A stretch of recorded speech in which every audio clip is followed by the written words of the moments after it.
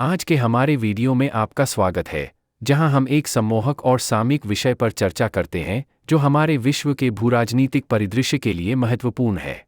बदलती शक्ति गतिशीलता, रणनीतिक दूरदर्शिता और अंतर्राष्ट्रीय संबंधों द्वारा परिभाषित युग में भारत परिवर्तनकारी यात्रा में सबसे आगे खड़ा है।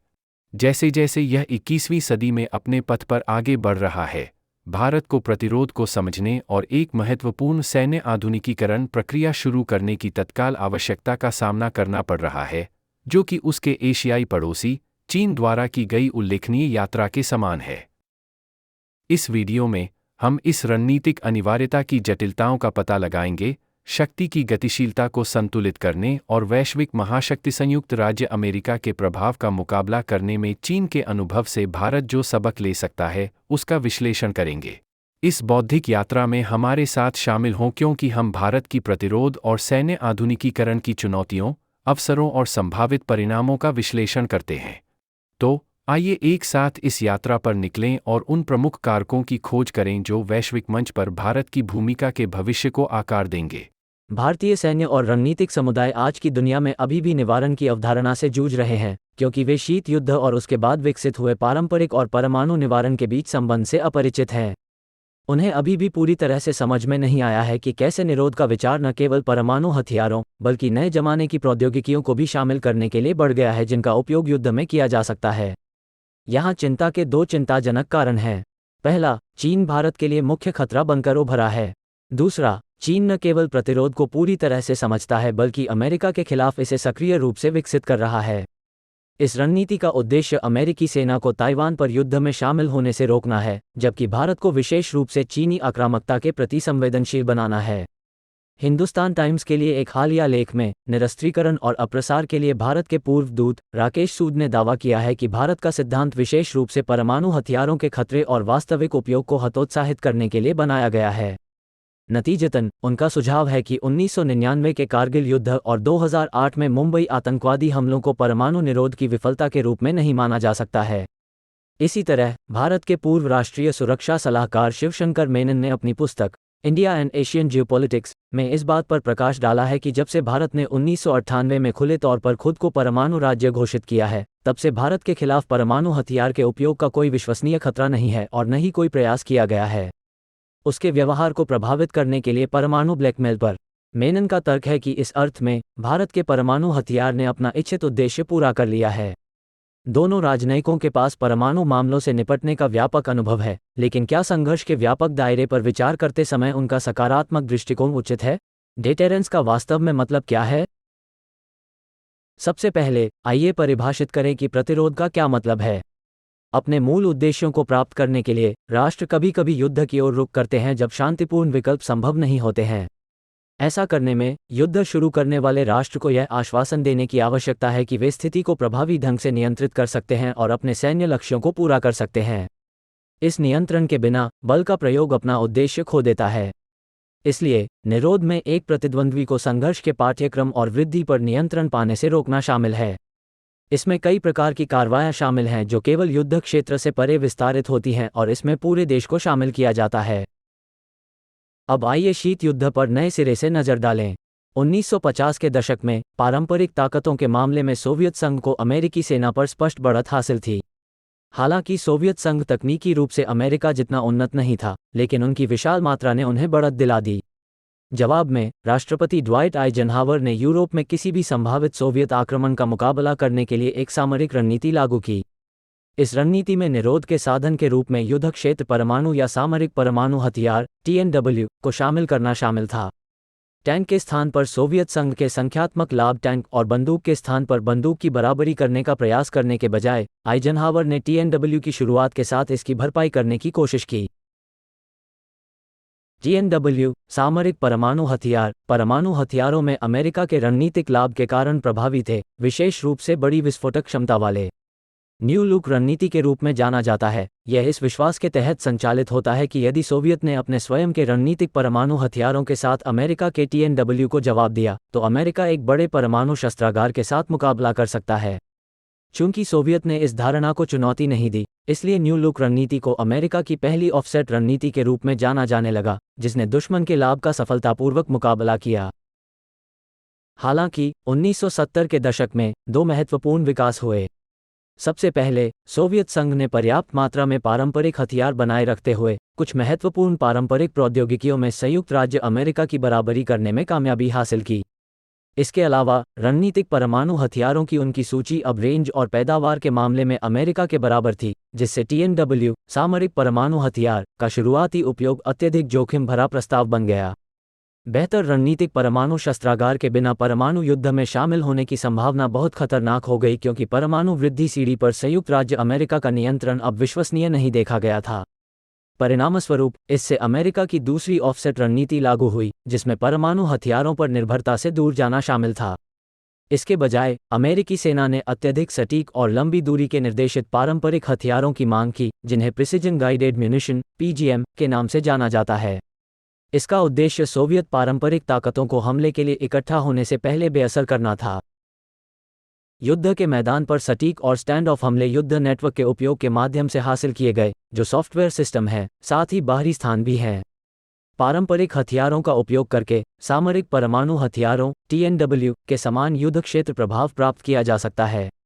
संयुक्त राज्य अमेरिका ने इस दूसरी ऑफसेट रणनीति के तत्वों को 1991 में खाड़ी युद्ध के दौरान उपयोग में लाया, विशेष रूप से इराक के खिलाफ ऑपरेशन डेजर्ट स्टॉर्म में। परिणाम उल्लेखनीय से कम नहीं थे। अमेरिकी ऑफसेट रणनीतियों से सबक क्या लिया जा सकता है? इन ऑफसेट रणनीतियों से दो प्रमुख निष्कर्ष निकले। सबसे पहले, यदि निवारण विफल हो जाता है तो निवारण और प्रभावी युद्ध नियंत्रण दोनों के लिए राज्य पर राज्य युद्ध में मजबूत पारंपरिक ताकतों का होना आवश्यक है। बड़ी सोवियत पारंपरिक ताकतों द्वारा उत्पन्न चुनौती से निपटने के लिए अमेरिका ने अपनी पहली और दूसरी ऑफसेट रणनीति विकसित की। इसके अतिरिक्त परमाणु बल पारंपरिक बलों की जगह नहीं ले सकते, लेकिन वे युद्ध के पाठ्यक्रम को नियंत्रित करने और वृद्धि को नियंत्रित करने की दुश्मन की क्षमता को सीमित कर सकते हैं।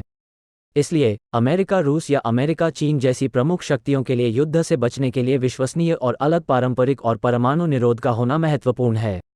ये सिद्धांत भारत पाकिस्तान जैसी मध्यम शक्तियों पर भी लागू होता है। हालांकि ये चीन जैसी प्रमुख शक्ति और भारत जैसी मध्यम शक्ति के बीच संबंधों के लिए सही नहीं है, क्योंकि चीन की बेहतर पारंपरिक ताकतें अकेले ही किसी संघर्ष में अपने सैन्य उद्देश्यों को प्राप्त करने के लिए पर्याप्त होंगी।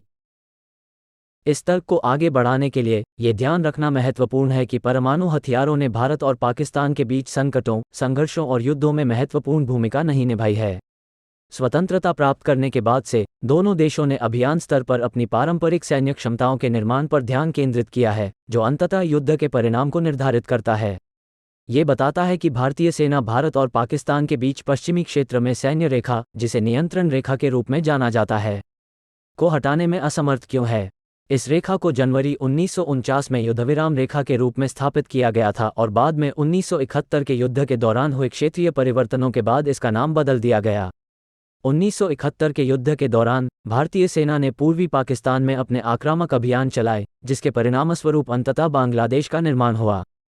तत्कालीन सेना प्रमुख जनरल सैम मानेकशॉ ने भारतीय सेना के पश्चिमी सेना कमांडर लेफ्टिनेंट जनरल KP को निर्देश दिया, कैंडेट पश्चिमी मोर्चे को मजबूती से पकड़ने के लिए। इस रक्षात्मक मुद्रा को रणनीतिक रक्षा कहा गया। पूर्वी क्षेत्र में आक्रमण शुरू करने से पहले मानेकशॉ ने प्रधानमंत्री इंदिरा गांधी से 6 महीने की तैयारी के समय का अनुरोध किया था। पाकिस्तान के साथ युद्ध के लिए सेना की तैयारी 1990 के बाद और कम हो गई जब वह जम्मू कश्मीर में आतंकवाद विरोधी अभियानों में शामिल हो गई, जो अभी भी जारी हैं। परिणामस्वरूप सेना नेतृत्व ने पाकिस्तान के खिलाफ पारंपरिक प्रतिरोध स्थापित करने की उपेक्षा की, जिसने पाकिस्तान को 1999 में कारगिल और 2008 में मुंबई जैसी कार्रवाइयों को अंजाम देने के लिए प्रोत्साहित किया। इसके अतिरिक्त वाजपेयी सरकार 10 महीने तक लंबे सैन्य गतिरोध में लगी रही। ऑपरेशन पराक्रम दिसंबर 2001 में पाकिस्तान के खिलाफ, लेकिन उन्हें कश्मीर में अपने छद्म युद्ध को रोकने के लिए मजबूर करने में असफल रहा। इसलिए ये दावा गलत है कि भारत की परमाणु प्रतिरोधक क्षमता सफल रही है, क्योंकि भारत के पास पारंपरिक प्रतिरोधक क्षमता की कमी के कारण पाकिस्तान को संकट और संघर्ष शुरू करने से रोकने के साधनों का अभाव है। इससे पहले कि हम कंटिन्यू रखें, मैं एक क्विक फेवर मांगना चाहूँगा। यदि आप इस वीडियो में वैल्यू पा रहे हैं, तो कृपया अभी लाइक बटन दबाने के लिए कुछ समय निकालें। यह वास्तव में हमारी मदद करता है। और यदि आप इस तरह की अधिक कंटेंट के साथ अपडेट रहना चाहते हैं, तो सब्सक्राइब बटन दबाना और नोटिफिकेशन बेल बजाना ना भूलें। अंततः साझा करना ही देखभाल है। यदि आपको लगता है कि यह वीडियो दूसरों को लाभ पहुंचा सकता है, तो कृपया इसे अपने दोस्तों और सोशल मीडिया पर शेयर करें। आपका समर्थन हमारे लिए बहुत मायने रखता है और यह हमें आगे बढ़ाता है। धन्यवाद, और चलिए वीडियो पर वापस आते हैं। चीन भारत को रोक रहा है, वह भी पारंपरिक तरीकों से। चीन का मामला अलग है। एक उल्लेखनीय प्रदर्शन में भारत के प्रधानमंत्री को पीपुल्स लिबरेशन आर्मी (पीएलए) की पारंपरिक क्षमताओं द्वारा बिना किसी हिंसा के रोक दिया गया। बताया गया है कि पीएलए ने मई 2020 में पूर्वी लद्दाख में लगभग 2000 वर्ग किमी भारतीय क्षेत्र पर नियंत्रण कर लिया। हालांकि भारत ने घोषणा की कि पीएलए ने 1993 से भारतीय सेना द्वारा पहले से ही गश्त की गई किसी भी भूमि पर कब्जा नहीं किया है, फिर भी उन्होंने एक प्रतिकूल संयुक्त बयान पर हस्ताक्षर किए। स्थिति को बढ़ने से रोकने के लिए 10 सितंबर 2020 को मास्को में चीन के साथ शांति के लिए। चीन न केवल भारत की परमाणु प्रतिरोधक क्षमता को खारिज करता है, बल्कि भारत को परमाणु हथियार रखने वाला देश मानने से भी इनकार करता है। भारत और चीन के बीच युद्ध की स्थिति में यदि भारत परमाणु हथियारों के इस्तेमाल की धमकी देता है या उन्हें इकट्ठा करने का प्रयास करता है, तो पीपुल्स लिबरेशन आर्मी (पीएलए) 3 तरीकों में से एक में जवाब दे सकती है: भारत के परमाणु हथियारों की हत्या श्रृंखला को नष्ट करके, साइबर, इलेक्ट्रॉनिक या लंबी दूरी के सटीक हाइपरसोनिक ग्लाइड वाहनों के माध्यम से, चेतावनी के रूप में कम क्षमता वाले परमाणु हथियारों का उपयोग करके, या चेतावनी पर प्रक्षेपण कम परमाणु मुद्रा अपनाकर। इस लो रणनीति में आने वाली शत्रु मिसाइल का पता लगाने पर परमाणु हमला करना शामिल है। प्रारंभिक पहचान प्रणाली, जिसमें जमीन और अंतरिक्ष आधारित घटक, एक नियंत्रण केंद्र और एक डेटा प्रोसेसिंग प्रणाली शामिल है, रूस द्वारा चीन को प्रदान की गई थी। यह व्यापक प्रणाली, जिसमें रणनीतिक प्रारंभिक चेतावनी क्षमताएं, कमांड और नियंत्रण कार्य और त्वरित प्रतिक्रिया क्षमताएं शामिल हैं, वर्तमान में केवल 3 देशों के पास है: संयुक्त राज्य अमेरिका, रूस और चीन। चीन ताइवान पर अमेरिकी सेना के खिलाफ प्रतिरोध को गंभीरता से लेता है। पीपुल्स लिबरेशन आर्मी (पीएलए) ने अपनी मुख्य भूमि पर एक मजबूत पारंपरिक निरोध रणनीति लागू की है, जिसे anti access area denial (A2 AD) के रूप में जाना जाता है। ये रक्षात्मक फायरवॉल जलडमरू मध्य के पार ताइवान तक 177 किलोमीटर की दूरी तक फैला हुआ है। AD-PLA की काउंटर इंटरवेंशन रणनीति को संदर्भित करता है और इसमें लंबी और मध्यम दूरी की बैलिस्टिक मिसाइलें, हाइपरसोनिक और सुपरसोनिक क्रूज मिसाइलें, प्रारंभिक चेतावनी और लंबी दूरी के रडार, एक एकीकृत वायु और मिसाइल रक्षा प्रणाली (IAMDS) जैसी विभिन्न क्षमताएं शामिल हैं। लंबी दूरी के टोही उपग्रह और विमान, साथ ही साइबर, इलेक्ट्रॉनिक और काउंटर स्पेस क्षमताएं। एकीकृत वायु और मिसाइल रक्षा प्रणाली (IAMDS) के अलावा पीपुल्स लिबरेशन आर्मी (PLA) ने अन्य रक्षात्मक उपाय लागू किए हैं। इसमें स्थलीय और हवाई इलेक्ट्रॉनिक युद्ध प्रणालियां शामिल हैं जो शत्रु विमान और ड्रोन संचार को जाम करने में सक्षम हैं। ड्रोन को मार गिराने के लिए वे 100 kW सॉलिड स्टेट लेजर से लैस निर्देशित ऊर्जा हथियारों का उपयोग कर रहे हैं। जिस विशाल भूभाग की उन्हें रक्षा करने की आवश्यकता है, उसे ध्यान में रखते हुए पीएलए ने हमेशा एक व्यापक IAMDS को बहुत महत्व दिया है। ये प्रणाली airborne warning and control system (AWACS) द्वारा समर्थित है, जो इसकी सीमा का विस्तार करती है। चीन का सबसे उन्नत AWACS KJ-500 अपनी लगातार हवाई कवरेज को बढ़ाने के लिए हवाई ईंधन भरने की क्षमता से लैस है। इसके अलावा PLA के हवाई प्रारंभिक चेतावनी और संचार AEW&C विमान Y-9 जैसे विशेष मिशन विमान के साथ संचार जैमिंग और इलेक्ट्रॉनिक जवाबी उपायों के लिए कार्यरत हैं। इन युक्तियों का उद्देश्य लंबी दूरी पर दुश्मन की युद्ध क्षेत्र जागरूकता को बाधित करना है। कुल मिलाकर काउंटर इंटरवेंशन रणनीति या A2 AD फायरवॉल अमेरिकी सेना को चीनी ठिकानों तक पहुंचने से रोकने और उनके वहां पहुंचने के बाद उनकी परिचालन स्वतंत्रता को सीमित करने के लिए लागू की गई है। चीन की रणनीति आधारित सैन्य योजना सबक प्रदान करती है। अमेरिकी ऑफसेट रणनीतियों से प्रेरणा लेते हुए पीएलए एक स्वतंत्र परमाणु निरोध क्षमता विकसित करने की प्रक्रिया में है जो उसके पारंपरिक निरोध उपायों से परे है। इस प्रयास के हिस्से के रूप में पीएलए सक्रिय रूप से कई इंटरकॉन्टिनेंटल बैलिस्टिक मिसाइलों ICBM साइलो और लंबी दूरी की क्रूज मिसाइलों का निर्माण कर रहा है। इसके अलावा पीएलए ने अंतरिक्ष को शामिल करने के लिए अपनी निवारक क्षमताओं का विस्तार करके अज्ञात क्षेत्र में कदम रखा है, जैसा कि अगस्त 2021 में fractional orbital bombardment system (FOBS) के सफल परीक्षण से पता चला है। इस परीक्षण के दौरान पीएलए ने अपने लॉन्ग मार्च 3C रॉकेट का इस्तेमाल किया। हाइपरसोनिक ग्लाइड व्हीकल (HGV) से लैस, जिसे पृथ्वी की निचली कक्षा में प्रवेश करते हुए 150 किलोमीटर की ऊंचाई तक लॉन्च किया गया था। उत्तर की ओर स्थित उत्तरी America aerospace defence command NORAD radar की सीमा के बाहर एक स्थान पर पृथ्वी के वायुमंडल में पुनः प्रवेश की सावधानीपूर्वक योजना बनाकर लापता लगाने से बचने में सक्षम था। एक बार वायुमंडल के अंदर 2000 किलोमीटर की उल्लेखनीय रेंज का दावा करते हुए एचजीवी ने 3 विशिष्ट विशेषताओं का लाभ उठाया: मैक 5 से अधिक की अविश्वसनीय गति, असाधारण गतिशीलता और उच्च ऊंचाई पर ग्लाइड करने की क्षमता अपनी अधिकांश यात्रा के दौरान स्थलीय राडार को प्रभावी ढंग से चकमा दे गई। इच्छित लक्ष्य की ओर निरोध पर सबसे महत्वपूर्ण घोषणा, जिसे भारतीय मीडिया ने मान्यता नहीं दी, नवंबर 2022 में 20वीं पार्टी कांग्रेस के दौरान चीनी राष्ट्रपति शी जिनपिंग द्वारा की गई थी। राष्ट्रपति जिनपिंग ने पीएलए से एक मजबूत रणनीतिक निरोध प्रणाली स्थापित करने का आह्वान किया जो परमाणु क्षमताओं से परे विस्तारित हो। साइबर और अंतरिक्ष युद्ध को शामिल करें। इन क्षेत्रों में पीएलए अमेरिकी सेना से आगे निकल जाती है। साइबर स्पेस एक परस्पर जुड़ी आभासी दुनिया जो कंप्यूटर और इंटरनेट के बीच सब कुछ शामिल करती है, प्रकाश की गति से टेक्स्ट, ग्राफिक्स, ऑडियो और वीडियो जैसे मल्टीमीडिया डेटा के प्रसारण की सुविधा प्रदान करती है। जब मैलवेयर जैसे वायरस साइबर स्पेस में घुसपैठ करता है तो ये डेटा को नष्ट करके वाणिज्यिक और वित्तीय सुविधाओं को पंगु बनाकर दूरसंचार, बिजली प्रणालियों, अस्पतालों और अन्य आवश्यक सेवा नेटवर्क को बाधित करके तबाही मचा सकता है। इसका परिणाम नागरिकों के बीच व्यापक अराजकता और दहशत है। शांति, संकट के समय या युद्ध के शुरुआती चरणों के दौरान साइबर युद्ध के क्षेत्र में तेजी से कार्य करने में सक्षम होना सन त्जू के ज्ञान के अनुरूप है। विजयी योद्धा पहले जीतते हैं और फिर युद्ध में जाते हैं।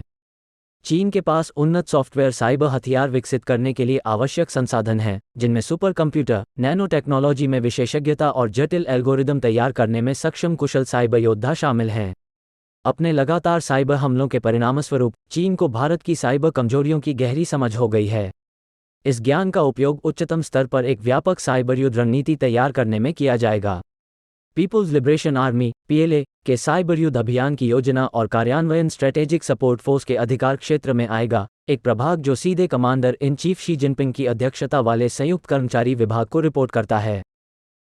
साइबर हथियारों में 3 विशिष्ट गुण होते हैं जो उन्हें रणनीतिक निवारक और युद्ध के तत्वों के रूप में अत्यधिक प्रभावी मानते हैं। सबसे पहले, आभासी और भौतिक डोमेन को निर्बाध रूप से मर्ज करने की उनकी क्षमता उन्हें सॉफ्टवेयर आधारित हथियारों का उपयोग करके मूर्त संपत्तियों को नष्ट करने में सक्षम बनाती है, जैसा कि 2010 में ईरान के परमाणु सेंट्रीफ्यूज पर स्टक्सनेट हमले से पता चलता है। दूसरे, उनकी गैर जिम्मेदार प्रकृति यह सुनिश्चित करती है कि स्रोत की पहचान की जाए, हमला एक विकट चुनौती बन जाता है। अंत में, इन हथियारों में राष्ट्रव्यापी साइबर हमलों के माध्यम से राजनीतिक नेतृत्व पर गहरे संज्ञानात्मक हमले शुरू करने की क्षमता है। ऐसी असाधारण विशेषताओं ने पेंटागन को 2024 में चीन के खिलाफ अपने सॉफ्टवेयर नेटवर्क और संचार प्रणालियों में साइबर सुरक्षा के लिए $58.5 बिलियन अमेरिकी डॉलर आवंटित करने के लिए प्रेरित किया है। आक्रामक साइबर क्षमताओं में आर्टिफिशियल इंटेलिजेंस (AI) का उपयोग एक विशिष्ट लाभ पैदा करता है, क्योंकि ये क्षमताएं बड़े पैमाने पर अत्यधिक सटीक, लगातार और प्रभावी होने की क्षमता रखती हैं। ये और भी चुनौतीपूर्ण हो जाता है क्योंकि 5G नेटवर्क चलन में आ गया है, जो अरबों इंटरनेट ऑफ थिंग्स (IoT) उपकरणों को सक्षम बनाता है। परिणामस्वरूप, ध्यान काफ़ी हद तक निरंतर हमलों की ओर स्थानांतरित हो जाएगा, जिसमें मनुष्य साइबर परिदृश्य में कम भूमिका निभाएंगे। इसके अलावा, चीन अंतरिक्ष खतरों का मुकाबला करने के लिए सक्रिय रूप से क्षमताओं की एक विस्तृत श्रृंखला विकसित कर रहा है। इन प्रयासों में direct ascent anti satellite (ASAT) तकनीक और सहकक्षीय ASAT मिशन का उपयोग करके उपग्रहों को नष्ट करने के लिए डिज़ाइन किए गए विभिन्न मिशन शामिल हैं। चीन सूक्ष्म उपग्रहों, जमीन आधारित उपग्रह जैमर, निर्देशित ऊर्जा हथियार (DEW) और कंप्यूटर नेटवर्क संचालन में भी निवेश कर रहा है। ये ध्यान देने योग्य है कि तैनाती पर सहकक्षीय ASAT परिचालन में आने से पहले विस्तारित अवधि के लिए निष्क्रिय रह सकते हैं। पीएलए के पास मौजूद गैर भौतिक क्षमताओं में से ये चीन की साइबर आक्रामक क्षमताएं हैं जो मुख्य रूप से अमेरिका को चिंतित करती हैं।